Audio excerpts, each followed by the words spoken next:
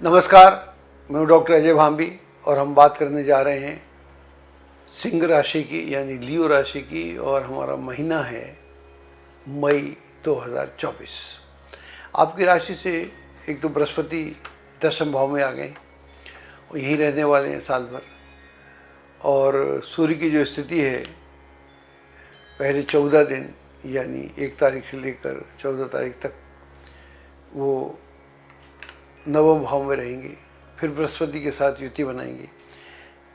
तो हम बात कर रहे हैं 1 तारीख से लेकर 15 तारीख तक की। तो यहाँ पर ग्रह स्थिति काफ़ी सुखद है।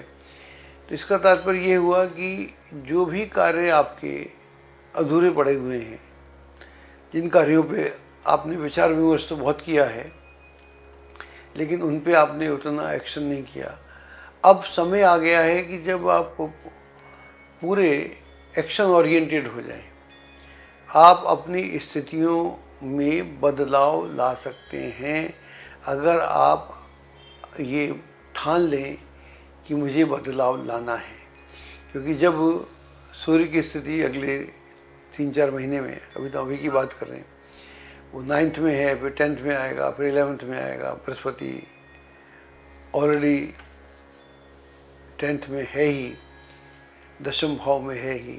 तो इसका मतलब ये हुआ कि भाग्य स्थान साथ दे रहा है। शनि भी सप्तम में बुरा नहीं है आपके लिए, शनि सप्तम में बढ़िया है। तो शनि की स्थिति अच्छी है, सन की स्थिति अच्छी है, सूर्य की स्थिति अच्छी है और बृहस्पति की स्थिति अच्छी है। तो ये जो 3 प्रमुख ग्रह हैं वो आपके लिए बहुत अच्छे हैं। हालांकि मंगल उतना अच्छा नहीं है, राहु उतना अच्छा नहीं है, लेकिन सारे ग्रह आकाश में अच्छे हों ऐसा नहीं होता। लेकिन अगर हम उसका बैलेंस निकालें तो 70% जो चीज़ें हैं वो आपके पूरी तरह से पक्ष में हैं।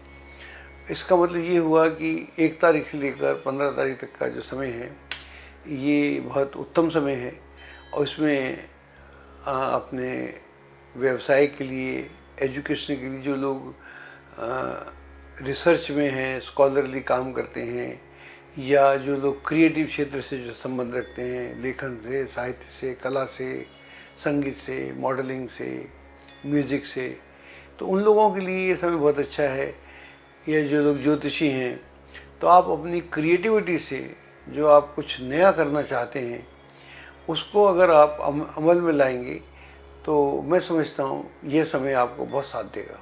आपकी सोच समझ और कार्य प्रणाली से खुश होकर बहुत सारे लोग स्वतः ही आपको सहयोग देंगे और उनके सहयोग से आपके मनोबल का बड़ा विस्तार होगा, विकास होगा और आप भी पूरे मनोयोग के साथ अपने कार्यों को आगे बढ़ाएंगे।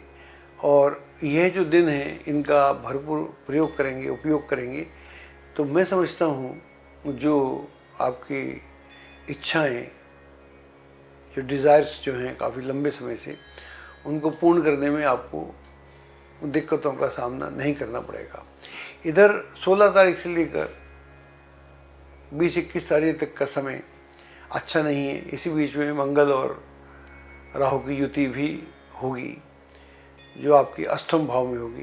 तो ध्यान रखिएगा, यहाँ चोट चकार लग सकती है, किसी से संबंध खराब हो सकते हैं, कोई फालतू के झगड़े झंझट में फंस सकते हैं, या एक ऐसा कोई आक्षेप लग सकता है जिससे आपका वास्ता ना हो।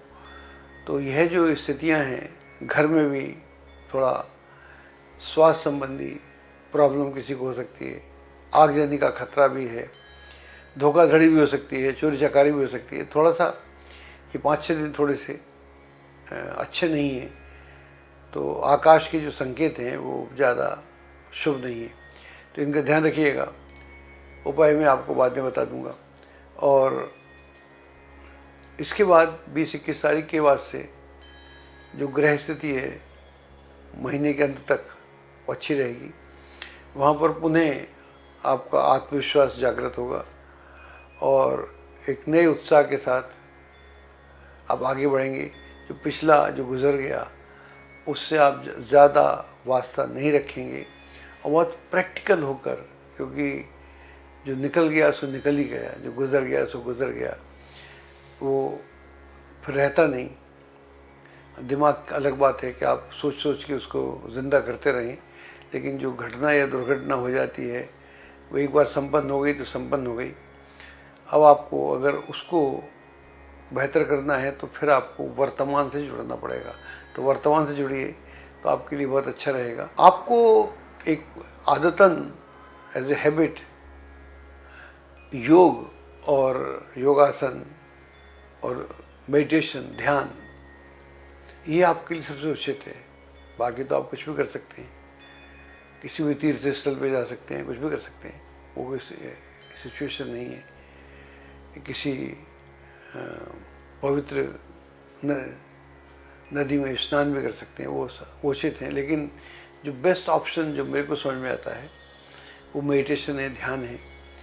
तो अगर आप ध्यान रेगुलर करेंगे और योग को जोड़ेंगे जीवन में, तो मैं समझता हूँ बहुत सारी जो भी दिक्कतें आपको आती हैं उनका आपको समय से पहले आभास भी होने लगेगा, और उसमें किस तरह का व्यवहार और किस तरह का संयम और संतोष रखना चाहिए, यह भी आपको स्वतः इंट्यूशन के द्वारा प्राप्त होगा। तो ऐसा करिए तो आप देखेंगे कि एक नई शुरुआत भी आपके जीवन की हो रही है। जो लोग ऑलरेडी कर रहे हैं उनका ये पूरा प्रोसेस काफ़ी इंटेंसिफाई होगा और वो गहरे में ध्यान में उतर भी सकते हैं। बहुत जल्द हम नक्षत्र मेडिटेशन प्रारंभ करने जा रहे हैं। नक्षत्र मेडिटेशन एक नई टेक्निक है, इनोवेटिव टेक्निक है, जिसको हमने आज से 12 वर्ष पहले खोजा था और इस पे हमारी किताबें भी मार्केट में हैं। और हमारा नक्षत्र का जो पूरा प्रोसेस है उसको हम प्रारंभ कर रहे हैं। हमारा कहना ये है कि आप जिस नक्षत्र में पैदा होते हैं उस नक्षत्र का असर आपके जीवन में कम से कम 70% रहता है। आपका बचपन से लेके गर्भाधान से लेके मृत्यु तक जितने षोडश संस्कार होते हैं उसमें नक्षत्रों का महत्वपूर्ण योग रहता है। इसके अलावा दशाएं भी उससे ही शुरुआत होती है। तो नक्षत्रों का बड़ा महत्व है। जिस नक्षत्र पे आप पैदा होते हैं वो नक्षत्र आकाश में कहीं पर है। अगर आप उस नक्षत्र से जुड़ते हैं, ये हमारी ध्यान की विधि है, हर नक्षत्र की अलग है, आप उससे जुड़ते हैं तो फिर पूरे ब्रह्मांड से आप जुड़ जाते हैं। जब पूरे ब्रह्मांड से जुड़ जाते हैं तो आप फिर साधारण व्यक्ति ना रहकर ब्रह्मांड का एक हिस्सा हो जाते हैं और ब्रह्मांड को समझने लगते हैं। तो वहाँ आप में जो भी नेगेटिविटी है वो धीरे धीरे आपसे दूर होने लगती है और जो आपके सद्गुण हैं वो एक के बाद एक प्रकट होने लगते हैं। और इसके बाद इस दुनिया में ऐसा कुछ नहीं है जो आपके लिए असंभव हो।